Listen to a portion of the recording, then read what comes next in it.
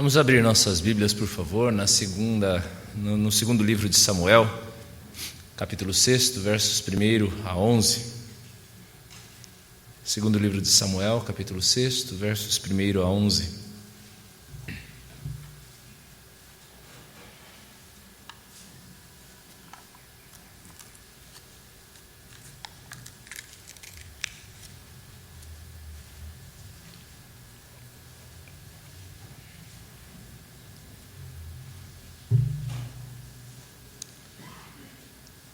Tornou Davi a juntar todos os escolhidos de Israel em número de 30.000. Dispôs-se, e com todo o povo que tinha consigo partiu para Baalá de Judá, para levarem de lá para cima a arca de Deus, sobre a qual se invoca o nome do Senhor dos Exércitos, que se assenta acima dos querubins. Puseram a arca de Deus num carro novo e a levaram da casa de Abinadab, que estava no outeiro. E Uzá e Aiô, filhos de Abinadab, guiavam o carro novo. Levaram-no com a arca de Deus da casa de Abinadab, que estava no outeiro, e Aiô ia adiante da arca. Davi e toda a casa de Israel alegravam-se perante o Senhor com toda sorte de instrumentos de pau, de faia, com harpas, com saltérios, com tamboris, com pandeiros e com símbolos. Quando chegaram à eira de Nacon, estendeu Uzá a mão à arca de Deus e a segurou, porque os bois tropeçaram. Então a ira do Senhor se acendeu contra Uzá, e Deus o feriu ali por esta irreverência, e morreu ali, junto à arca de Deus. Desgostou-se Davi, porque o Senhor irrompera contra Uzá, e chamou aquele lugar Perez Uzá até o dia de hoje. Temeu Davi ao Senhor naquele dia e disse: Como virá a mim a arca do Senhor? Não quis Davi retirar para junto de si a arca do Senhor para a cidade de Davi, mas a fez levar à casa de Obed-edom, o geteu. Ficou a arca do Senhor em casa de Obed-edom, o geteu, 3 meses. E o Senhor o abençoou e a toda a sua casa. Palavra do Senhor até aqui. Foi em 1995 que Adhemar de Campos lançou o que hoje é um clássico, Amigo de Deus. Desde então, quantas pessoas não iniciaram ou não renovaram o seu relacionamento com o Senhor ao som deste cântico? Essa música, Amigo de Deus, tem uma verdade preciosa. Realmente, não existe nada melhor do que ser amigo de Deus. Deus tanto preza por relacionar-se conosco que entregou o seu próprio Filho para que nós fôssemos reconciliados com Ele. Porém, como nós temos dito ao longo desta pequena série acerca da intimidade com Deus, esta é uma amizade que se constrói nos termos de Deus, não nos nossos próprios termos. Deus continua a ser Deus. Ele é o Senhor absoluto de tudo aquilo que existe. Mesmo que o Senhor não esteja distante, Ele é eterna e infinitamente outro em relação a nós.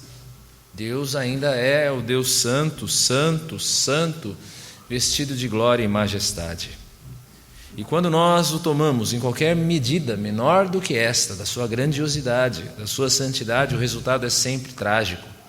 E é isto que a passagem de hoje nos mostra. Quando nós vemos as peregrinações da arca do Senhor, ao longo do Antigo Testamento, ao longo destes primeiros livros históricos, nós vemos um padrão que se repete.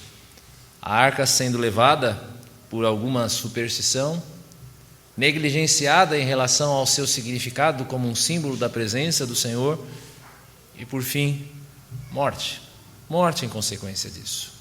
Esse padrão é visto, por exemplo, na história dos filhos do sacerdote Eli, Hofni e Finéias.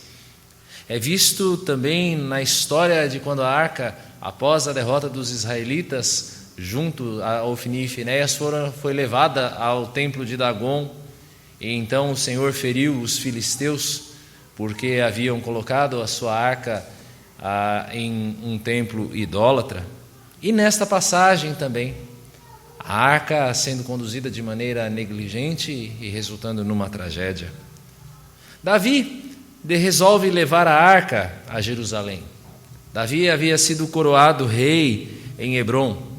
Coroado como rei, ele conquista Jerusalém das mãos dos jebuseus e torna Jerusalém como a capital do seu reino, a capital do povo de Deus. 1 Crônicas 13 vai mostrar Davi consultando os seus oficiais sobre a arca, sobre o que deveria ser feito com a arca do Senhor a partir deste reino centralizado.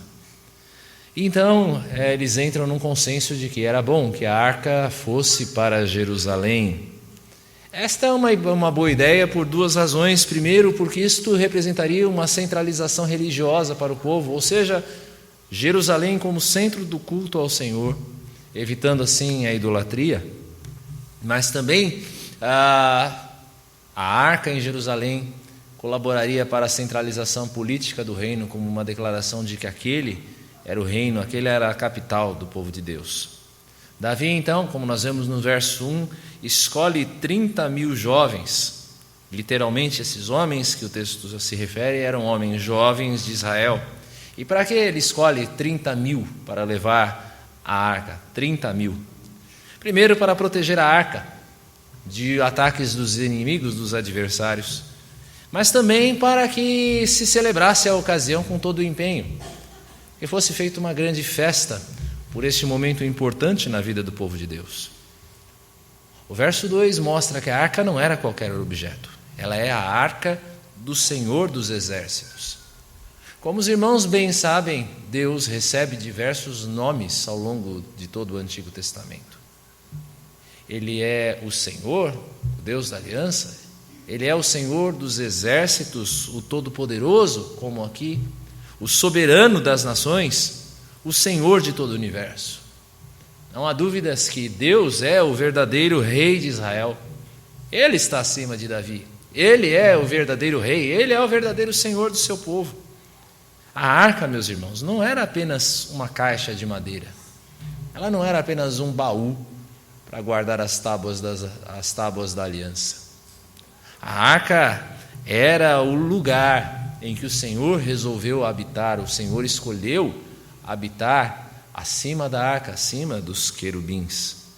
Então, a comitiva de Davi vai até a cidade de Kiriat Jearim, e Uzá e Aiô são nomeados, então, eles são os guardiões da arca.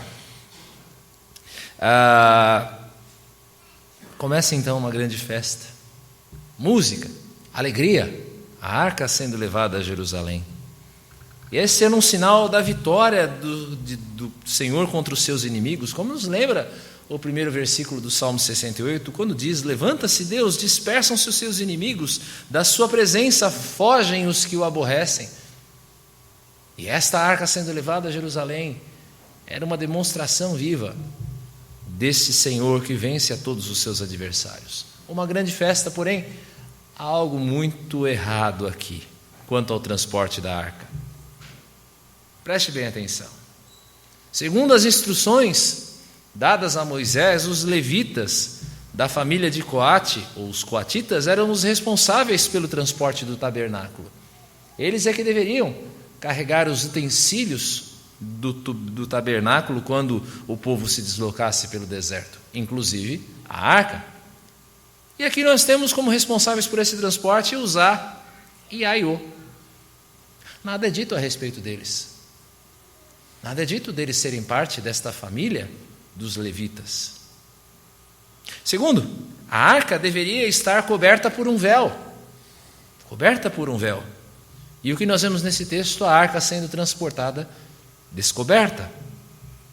A arca deveria ser transportada por varais traspassados nas suas argolas, nos ombros dos levitas, dos filhos de Coate. E o que nós temos aqui? A arca sendo transportada num carro de boi. É dito que nem mesmo os sacerdotes deveriam tocar a arca. E Uzá a tocou. Apesar de toda a festa e alegria, havia algo faltando aqui, meus irmãos. Faltava obediência, faltava reverência. Uzá, Aiô e Davi, creio eu, sofriam algo aqui que pode acometer a muitos de nós: a perigosa proximidade com as coisas sagradas. o tornar aquilo que é sagrado, aquilo que é santo, em algo comum, algo sem peso, algo sem glória, algo sem relevância. Podemos pensar que os Aiô e Aiô tinham aqui uma familiaridade com a arca em sua casa. Pensem vocês, na sala de sua casa. Façam uma imagem dela agora nas suas mentes. Pensem. Agora coloquem no meio desta imagem, na sua sala, no meio da sala, a Arca da Aliança. Ali você vive o seu dia a dia, ali você conversa com seus amigos, ali você faz as suas refeições. Muitas vezes você senta na frente da televisão com o prato no colo, no sofá, e aí você imagina a Arca do Senhor no meio desse ambiente de familiaridade. É fácil perder a familiaridade com o sagrado quando o sagrado se torna comum. Davi, um homem chamado de um homem segundo o coração de Deus, duplamente ungido como rei, vitorioso contra todos os seus inimigos, um homem que talvez tenha tomado a partir de então o Senhor como um amigo e perdido talvez parte da sua reverência. O sagrado se tornou algo comum demais para eles, Uzá, Aiô, Davi, algo que perdeu o valor especial. É por isso que eu e você devemos sempre lembrar de quem nós somos. É por isso que nós devemos sempre lembrar de quem Deus é. E é por isso que nós devemos adorá-lo pela sua real natureza. Por isso a pergunta desta manhã aos irmãos é: por que tratar Deus como Deus? Por que tratar Deus como Deus? E nos versos 6 a 9 nós vemos primeiro porque não fazê-lo, não tratar Deus como Deus, é um risco. É dito no texto, literalmente, que quando a comitiva de Davi chega próxima a Jerusalém, os bois empacaram. Eles emperraram, eles empacaram. E então, na tentativa talvez de fazer o carro andar, você que talvez venha do interior já tenha essa imagem na cabeça de alguém puxando um boi, um burro empacado, e então, nessa tentativa de fazer com que o boi ande, a arca balança em cima do carro de boi. Carro de boi já é algo que balança por natureza. Imagine naquela confusão de tentar fazer um boi andar. Então, a arca balançando, e Uzá estende a mão. Ou ele estende a mão para amparar a arca, ou quem sabe até para carregá-la no final do percurso. Seja por que motivo for, o Senhor o fulminou com a sua ira naquele mesmo lugar. Diante do ocorrido, Davi desgostou-se com o Senhor. Davi irou-se. Literalmente a palavra diz que Davi irou-se contra aquela atitude, contra aquele juízo de Deus derramado sobre aquele homem. Talvez você também pense que esta é uma punição muito drástica diante de algo tão pequeno, diante de um gesto tão aparentemente inocente e de boas intenções como o de Uzá. Mas será que este gesto de Uzá é realmente pequeno? É dito no verso 7 que Deus feriu Uzá por esta irreverência ou por esta negligência. Que negligência é esta? O erro não foi estender a mão, meus irmãos. O erro foi não considerar a reverência que é devida ao Senhor ainda lá em Kiriat Jearim. O problema não está chegando em Jerusalém, o problema foi na saída. Foi não considerar a reverência que é devida ao Senhor. Eles negligenciaram a lei. Uzá, aqui então, comete o supremo sacrilégio de aproximar-se de Deus sem santificar-se. Nós podemos lembrar de outros exemplos bíblicos assim. Um deles é o exemplo de Ananias e Safira, de não considerar a majestade de Deus, a reverência devida ao Senhor ao aproximar-se dele. Histórias assim nos mostram que tratar a Deus irreverentemente é um risco. E se era um risco tratar irreverentemente a arca, que era um símbolo da presença de Deus, quanto mais se nós desprezarmos o Emanuel, Deus conosco, Jesus Cristo. E há muitos que o desprezam. João 3,18 nos diz que quem despreza a graça de Deus revelada em Cristo já está julgado. Desprezar a Cristo, meus irmãos, é estar julgado desde já. Querido, não rejeite a Cristo. Não trate a Jesus como um simples homem, por melhor conceito que você tenha dele. Jesus foi sim um homem, mas Jesus também foi muito mais do que isso. Essa é uma lição, meus irmãos, não apenas aos que desprezam a Cristo por não recebê-lo. Abra sua Bíblia, por favor, em Hebreus 10, 26, 31. Hebreus 10, 26 a 31.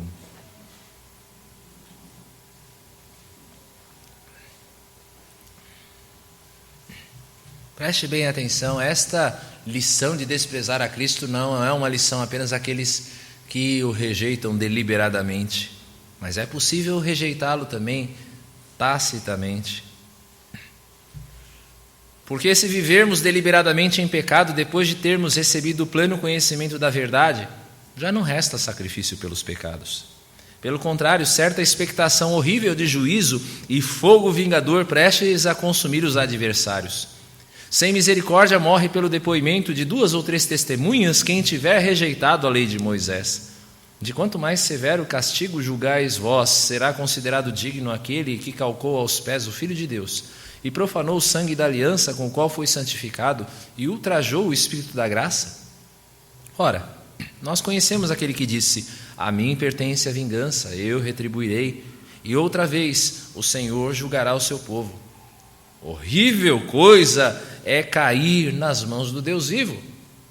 Não está julgado, não é objeto de juízo apenas aquele que rejeita deliberadamente a Cristo e diz: eu não quero saber de Jesus, mas é também digno de juízo quem vive em pecado, mesmo declarando-se crente.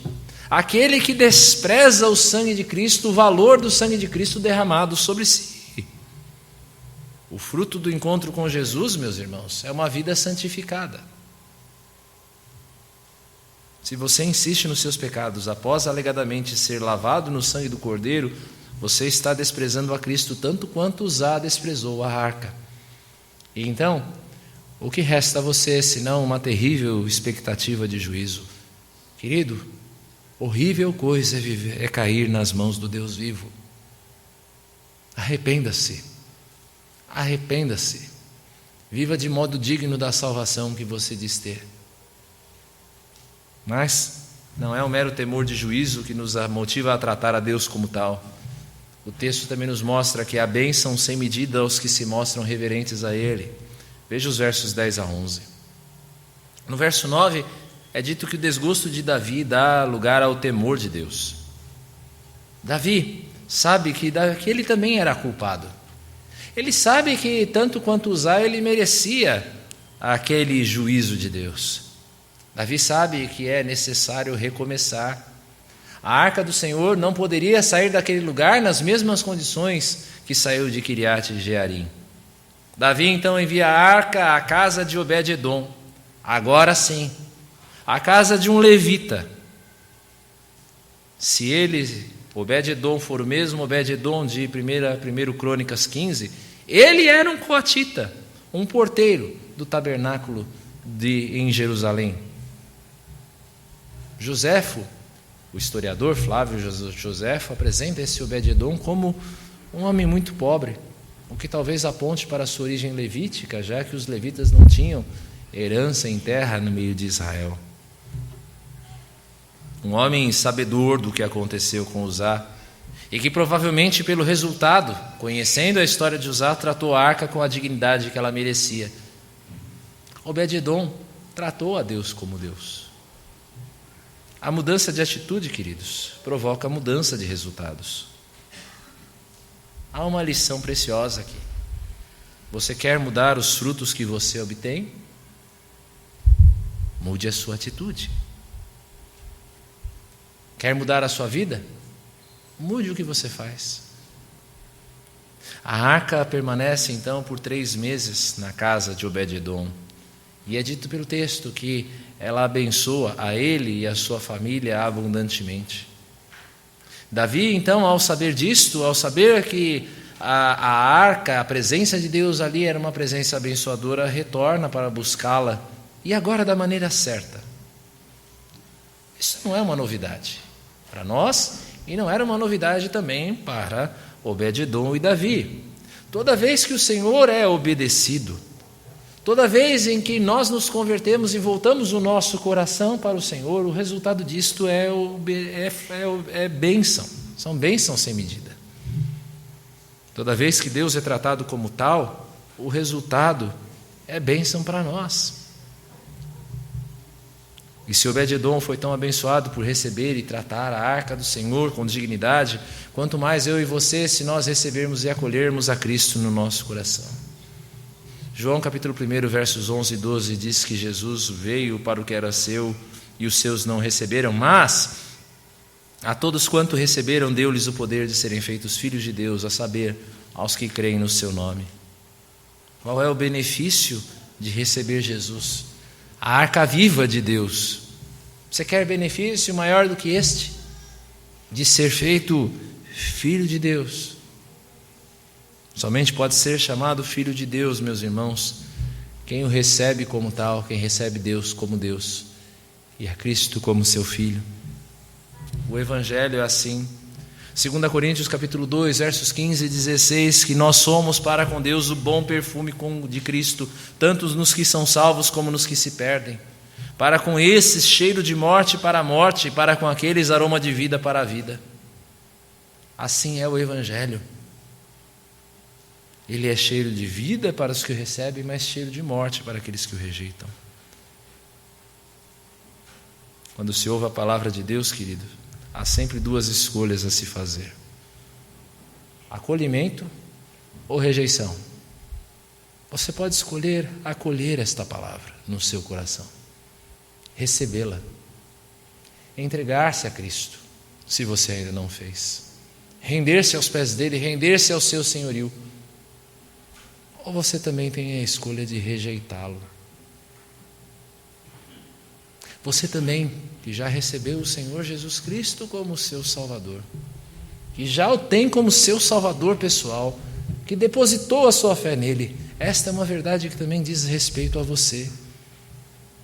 Em tratar Deus como Deus no seu cotidiano, buscando obedecê-lo em tudo o que ele ordena, amando-o de todo o seu coração, manifestando esse amor ao seu semelhante.